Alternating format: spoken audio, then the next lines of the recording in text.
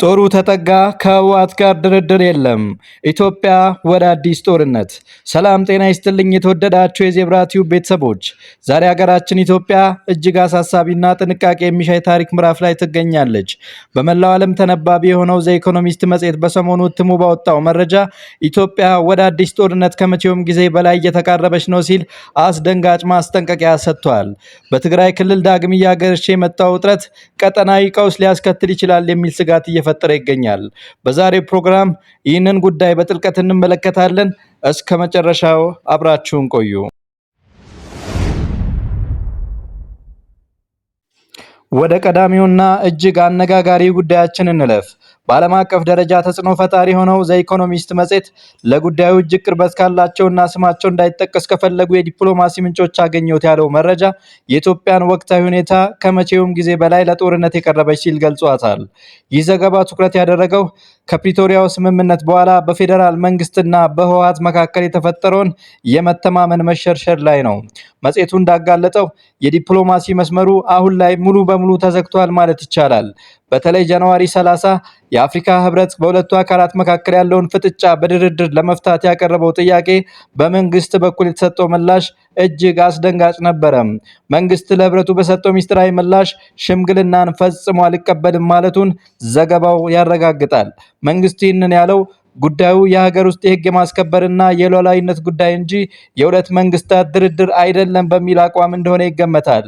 ህብረቱ በውስጥ ጉዳያችን ጣልቃ መግባት ያቁም የሚለው ጠንካራ ቃል ኢትዮጵያ ከዚህ ቀደም ከአፍሪካ ህብረት ጋር የነበራትን የተቀራረበ ግንኙነት ጥያቄ ውስጥ የሚጥል ሆኗል። በሌላ በኩል ህወሓት አሁን ያለበትን አጣብቂኝ ሁኔታ መጽሔቱ ሲገልጽ የአስታራቂዎች እግር ላይ እየወደቀች መሆኑን ያሳያል። ይህ ምን ማለት ነው?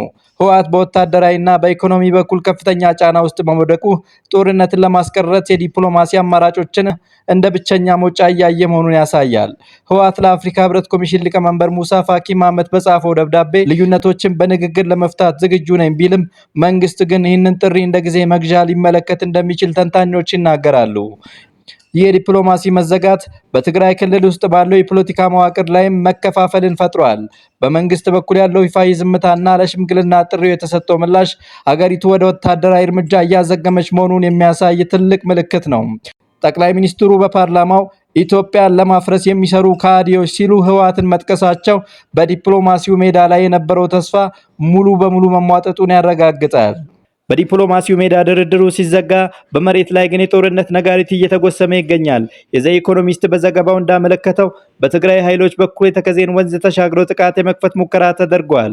ይህ በጠለምት በኩል የተደረገው እንቅስቃሴ ዝም ብሎ የተደረገ ግጭት ሳይሆን ትልቅ ወታደራዊና ስልታዊ ግብ ያለው ነው።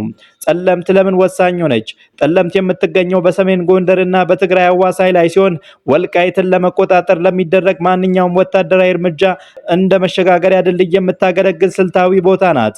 የህወሓት ኃይሎች ተከዜን ተሻግረው ወደዚህ አካባቢ መጠጋታቸው የፌዴራል መንግስቱ የፕሪቶሪያው ስምምነት በግልጽ ተጥሷል ብሎ እንዲያምን አድርጎታል።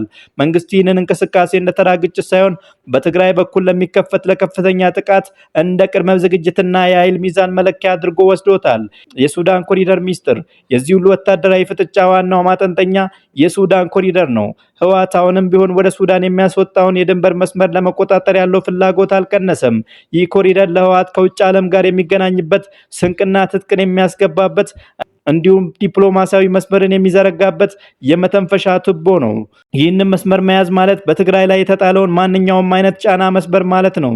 ለፌዴራል መንግስትና ለአማራ ክልል ኃይሎች ዳግም ይህንን ኮሪደር አሳልፎ መስጠት ማለት ብሔራዊ ደህንነትን ለአደጋ ማጋለጥ ነው። የመከላከያ ሰራዊት ምላሽ። ይህንን ስጋት ተከትሎ የኢትዮጵያ መከላከያ ሰራዊት ከመቼውም ጊዜ በላይ በከፍተኛ ንቃት ላይ ይገኛል። የዘ ኢኮኖሚስት ምንጮች እንደሚጠቁሙት ሰፊ ቁጥር ያለው የሰው ኃይል፣ ታንኮችና ከባድ የጦር መሳሪያዎች ወደ ትግራይ ድንበሮች በተለይም ወደ ወልቃይትና ጸለምት አቅጣጫ እየተንቀሳቀሱ ነው። ይህ የሰራዊት ዝውውር ዝም ብሎ ለማስፈራሪያ ብቻ የተደረገ አይመስልም። ይልቁንም ማንኛውንም ጥቃት ለመቀልበስና አስፈላጊ ሆኖ ከተገኘም ወደ ጥቃት ለመሸጋገር የታለመ ዝግጅት ነው። አንድ ስማቸው ያልተጠቀሰ ከፍተኛ የህወሓት አመራር ለጋዜጣው የገለጹት ሐሳብ የሁኔታውን አሳሳቢነት ይበልጥ ያጎላዋል። እሳቸው እንደሚሉት የኢትዮጵያ መከላከያ ሰራዊት በሙሉ አቅሙ እየተንቀሳቀሰ ነው። አብይ እያደረገ ያለውን ወታደራዊ ዝግጅት ካላቆመ ይህ የሚመጣው ጦርነት ምን ያህል አሰቃቂና አስፈሪ እንደሚሆን በቃላት ልነግርህ አልችልም ብለዋል። ይህ ንግግር በሁለቱም ወገን ያለውን ወታደራዊ ዝግጅት ተኩስ ለመክፈት ጣት በቃታ ላይ መሆኑን ያረጋግጣል። በትግራይ በኩል ያለው ወታደራዊ ዝግጅትና በመንግስት በኩል ያለው ሰፊ የሰራዊት ክምችት አገሪቱን ወደ አዲስና አውዳሚ ጦርነት እየገፋት ነው። ክቡራን የዜብራ ቲዩብ ቤተሰቦች ለዛሬ ያዘጋጀነው ፕሮግራም ይህንን ይመስል ነበር። ቪዲዮ ከተመቻችሁ ላይክ፣ ሼር እንዲሁም ሰብስክራይብ ያላረጋችሁ ሰብስክራይብ በማድረግ ቤተሰብ እንዲሆኑ እየጋበዝን ሰላምና ጤና ለእናንተ ተመኘን። መልካም ጊዜ